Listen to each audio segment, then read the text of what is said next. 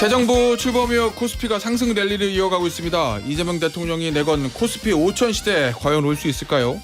이분과 이재명 정부의 경제금융 정책에 대해서 이야기 나눠보겠습니다. 민주당 대선 캠프에서 금융자본시장위원장을 맡으셨던 김병욱 더불어민주당 전 의원입니다. 의원님 안녕하세요. 네, 안녕하세요. 김병욱입니다. 의원님도 7인의 멤버시잖아요. 예. 왜 좋은 거 아니에요, 7인의? 지금도 7인이라는 단어를 쓰나요? 아니 워낙 이재명 대통령하고 오랫동안 인연을 맺으셨던.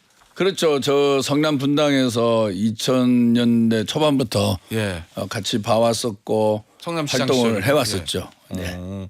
알겠습니다. 이재명 대통령 그러면 성남시장 때부터 보신 거잖아요. 2000대 초반. 성남시장 하시기 전에 이제 선대본부장을 맡으면서 정치적인 행보를 같이 해왔죠. 아, 의원님이요? 예, 예. 그럼 꽤 오랫동안 이제 보신 거니까 7인에 7인 이렇게 불리시는데 예. 이 대통령 당선되고 나서 이렇게 일주일 보셨을 때 대통령 되기 전하고 야당 정치인이 있던 시절과 조금 달라진 부분이 있나요?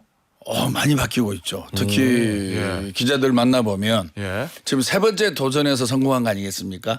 첫 번째는 경선에서 실패했고 예. 두 번째 본선에 실패했고 이번에 성공했는데 이재명 대통령 주변을 취재했던 기자들 만나보면 야 일치월장 야 엄청나게 변했다. 예. 특히 이 안정감 그리고 사물을 보는 시야의 폭넓음 이런 것들의 변화에 대해서 많은 긍정적인 평가를 하고 있고 지금 실질 대통령 취임한 지 오늘 10일째인가요?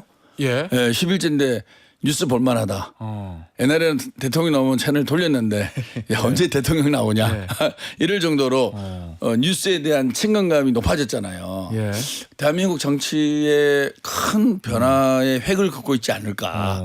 이재명 대통령이라는 개인이 아니라 정치가 어떻게 국민의 삶을 바꿀 수 있는지를 실정적으로 보여주는 장면들이 하루하루 펼쳐지고 있는 거 아니겠습니까?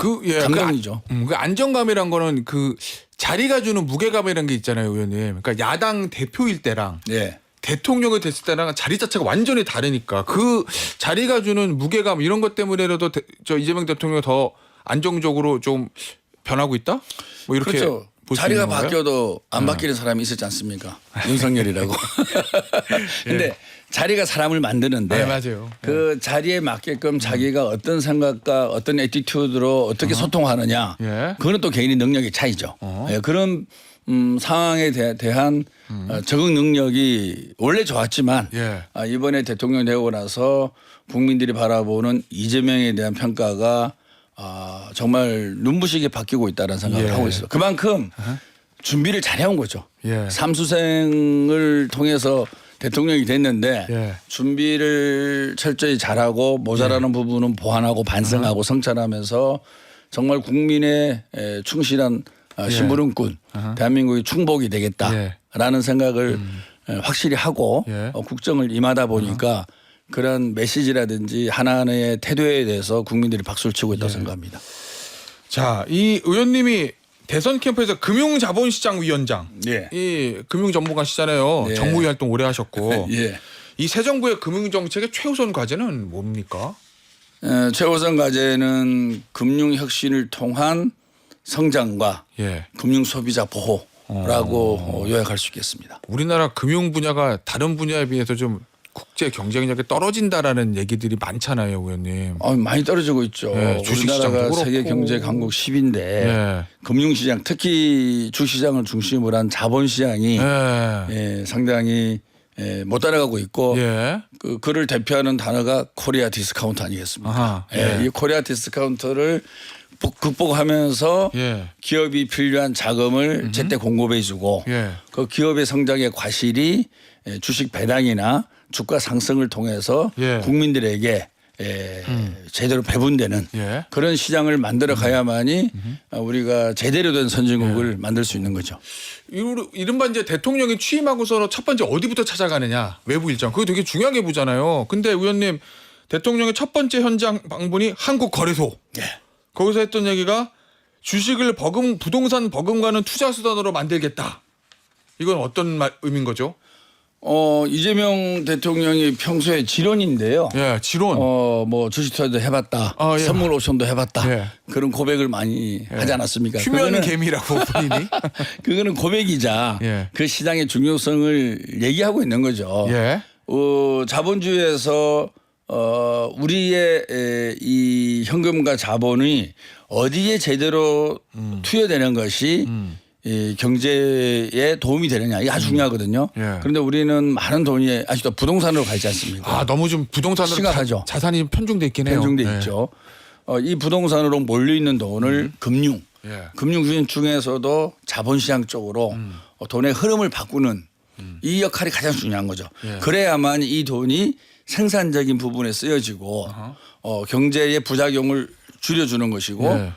그러한 성과를 통해서 국민들의 재산 형성, 예. 부의 상승을 이루어지게 되는 거죠. 예. 그런데 부동산으로 인한 버블로 인한 소득 증대는 다른 부작용이 많은 거죠. 그리고 돈도 묶여 있고 부동산. 묶여 있고 예.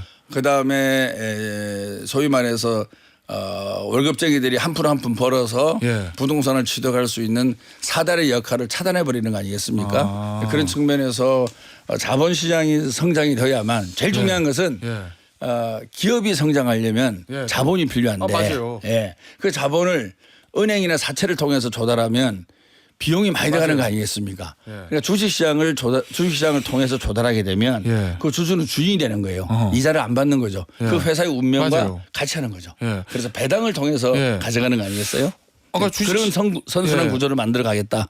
그 주식 시장이 잘 되면 저 투자하는 투자자 개인도 좋고 회사도 좋고 나라도 좋고 다 좋은 건데 문제는 지금 우리나라 시장이 그렇지가 못하잖아요, 의원님. 예. 이 코스피 5천 시대를 열겠다. 야 이거 되면 진짜 좋은 건데 이거 그냥 꿈이에요? 실현 가능합니까? 지금은 3천 가는데도 얼마나 오래 걸려? 근데 최근에 뭐 한 최근에는 몰랐죠. 보름 예. 만에 2,900 돌파하고 예. JP 모건 보고서에 따르면 연말까지 예. 3,200포인트 예측하고 있습니다. 예. 벌써 달라지고 있거든요. 예. 경제는 특히 주식은 심리적 측면이 아주 강합니다. 예. 심리적으로 불확실성이 제거가 되고 미래에 대한 기대와 확신이 있으면 예. 투자가 이루어지는 거죠.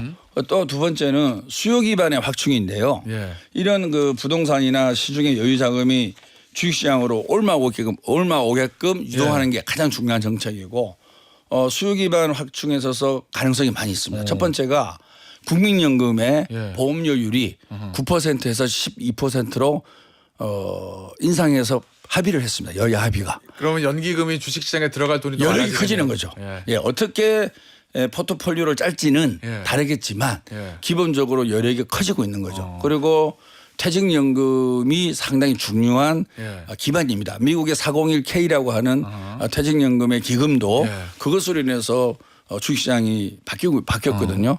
그래서 우리나라도 퇴직연금을 단계적으로 기금화했을 때 예. 수익률이 올라갈 수 있는 거죠. 지금 퇴직연금의 수익률은 1% 2%밖에 안 됩니다. 예. 그런데 국민연금을 모델링으로 해서 좀 더 규모를 키우고 전략적 자산 배분을 잘할 수 있는 포트폴리오를 짠다 그러면 예. 얼마든지 수익률을 높일 수 있는 여지가 있는 거죠. 예. 그 시장이 우리 수요 기반이 되는 거고요.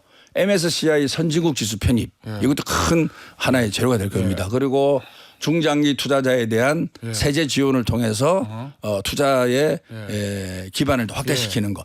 이런 수요 기반의 창출은 가능성이 있고 우리 공약이지 않습니까? 예. 게다가 이제 더 중요한 것은 좋은 기업이 상장돼야 되는 거죠. 예. 예.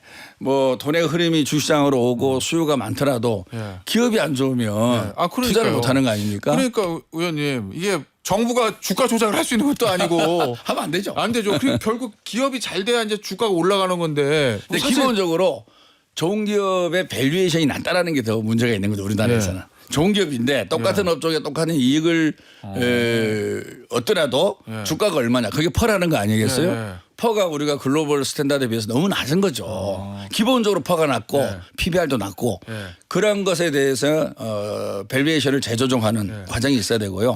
그리고 좋은 기업들을 발굴해서 상장이 돼야 되겠죠. 그 기업이 잘 되게 하기 위한 일종의 뭐 친기업 프렌들리 뭐 기업 프렌들리 정책 뭐 이런 거 좀 없나요? 기업의 이렇게 성장을 도와주기 위한 어떤 정부의 정책적인 구상이나 이런 것들. 제일 중요한 것은 예.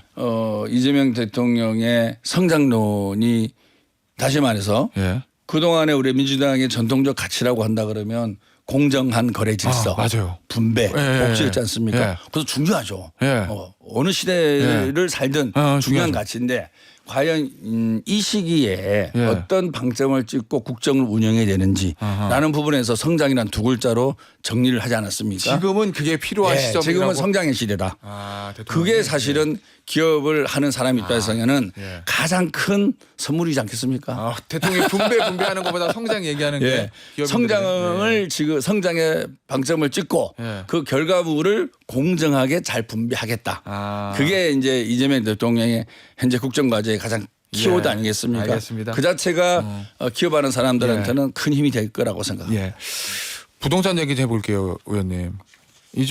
벌써 이제 서울을 비롯한 수도권 집값은 들썩인다는 기사가 있고 얼마 전에 대통령이 국무회의에서 그런 얘기했던가요?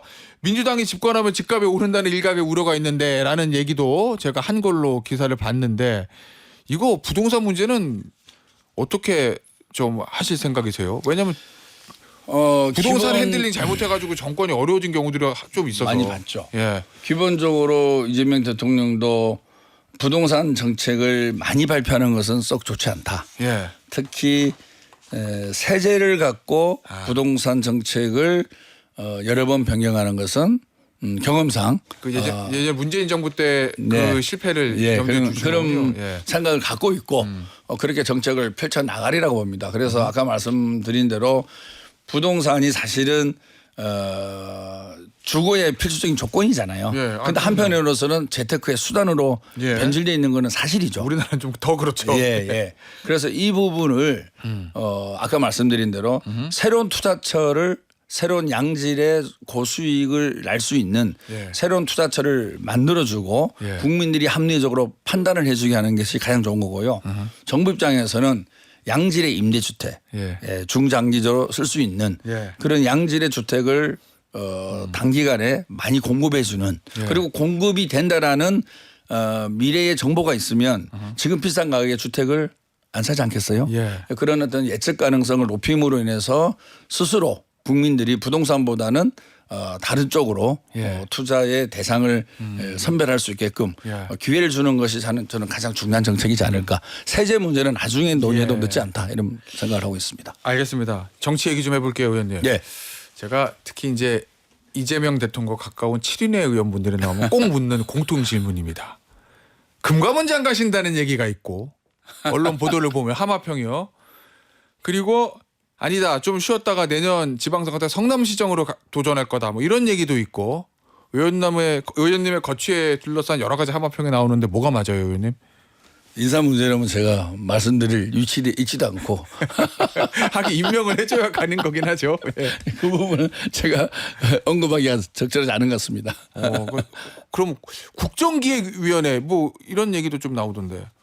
그게 다음 주 월요일 날 출범하는데요. 예. 아마 거기는 활동을 할 것 같습니다. 국정기획위원회는요. 예. 인수위 대신하는. 근데 국정기획위원회는 한시적 조직이잖아요. 2달에서 한 80일. 예. 예. 일단 국정기획위원회에서 활동을 한다. 금감원장은 잘 모르겠다. 성남시장은요? 그것도 뭐 1년 남아 있으니까요. 좀 얘기하겠습니다. 알겠습니다. 이 오광수 민정수석이 결국 사의를 표명했어요. 임명될 때부터 뭐 일각에서는 민주당 여권 내에서는 반대가 좀 있었는데 대통령이 나를 믿어달라 하고 이제 임명을 한 거거든요. 그런데 이제 부동산 차명 보유 그거보다 제 개인적으로는 아마 차명 대출 이게 더 좀 결정적이지 아니었나 싶은데 사의를 표명했습니다. 요거 과정을 어떻게 보세요? 첫 번째 인사 낙마거든요, 사실. 제일 중요한 자리인데 민정수석. 참 아쉽죠. 예. 예. 다른 사실 그렇잖아요. 우리가 인사청문회가 있는 자리는 장관급이고 예. 나머지 참모들은 인사청문회는 없는 예. 거죠. 그거는 뭐냐면은 장관급들은 본인의 의사결정이 국정에 큰 영향을 미치는 거고요. 예. 참모들의 대표는 대통령입니다. 예, 그럼 모든 대통령의 의사결정을 예. 그냥 옆에서 보좌하고 수행하는 예. 거거든요. 그래서 인사청문회 제도가 없죠. 없는 거예요. 없는 건데 이제 민정수석이라는 자리는 또 다른 자리하고 다른 측면이 있죠. 왜냐하면 인사검증이라는 예. 가장 본질적인 업무를 하기 때문에 그렇죠. 본인 스스로가 인사검증을 할 만큼 예. 이 기준에 있어서 처지면 안 되는데 예. 그 부분에 대해서 국민들 눈높이와 맞지 않은 부분이 있었죠. 그럼에도 불구하고 대통령께서 임명을 했는데 여론이 가라앉지 않고 계속적으로 불붙이다 보니까 본인 스스로 이제 거취를 표명함으로는 표명하면서 이재명 정부에 부담을 주지 않겠다. 앞으로 인사를 하면서 좀 더 폭넓게 쓰시라. 예. 그런 차원에서 스스로 거취를 그만둔 걸 알고 있습니다. 결국 여기에는 그러면 사의를 표명한 데는 대통령의 의중도 반영됐다고 봐야 되는 건가요? 근데 이제 임명된 지가 이틀 됐잖아요. 예. 이틀 됐기 때문에 아마 대통령께서는 그래도 한번 믿고 써보고 싶었는데 예. 본인 스스로가 도저히 이재명 정부에 부담을 줘서는 안 된다. 예. 그런 생각이 강한 걸로 알고 있습니다. 알겠습니다. 자, 마지막 질문 될 것 같은데요. 조국 전 대표, 예. 조국 의원, 예. 조국 전 대표죠. 예. 사면해야 됩니까? 저는 이것을 예. 정무적으로 보다기보다는 예. 사실 과도한 처벌을 받은 거 아니겠어요? 검찰의 기소와 법원의 영장을 보더라도 잘못하는 건 분명히 있는데 예. 과연 부부가 특히 정경심 여사나 4년의 형을 받았지 않습니까? 예. 지금 내란의 죄를 저지른 사람은 거리를 활보하고 있고 이런 측면에서 그동안 그러니까 조국 교수를 사면한다는 것이 조국 교수의 죄가 없다는 건 아니지 않습니까? 그러니까 그동안에 충분한 그만큼 벌을 받았다라는 것이 현재 국민의 여론이지 않을까 싶습니다. 그러니까 그 논란의 중심에 서 있어 왔고 많은 고통을 받았고 지금도 복역 중이지 않습니까? 그런 차원에서 이 정도의 벌을 받았으면 그 정도는 국민들이 이제는 이해해 주지 않을까라는 게 제가 갖고 있는 정서적 판단입니다. 알겠습니다. 의원님 오늘 인터뷰 여기서 마무리하도록 하겠습니다. 지금까지 더불어민주당 김병욱 전 의원이었습니다. 의원님 감사합니다. 네, 고맙습니다.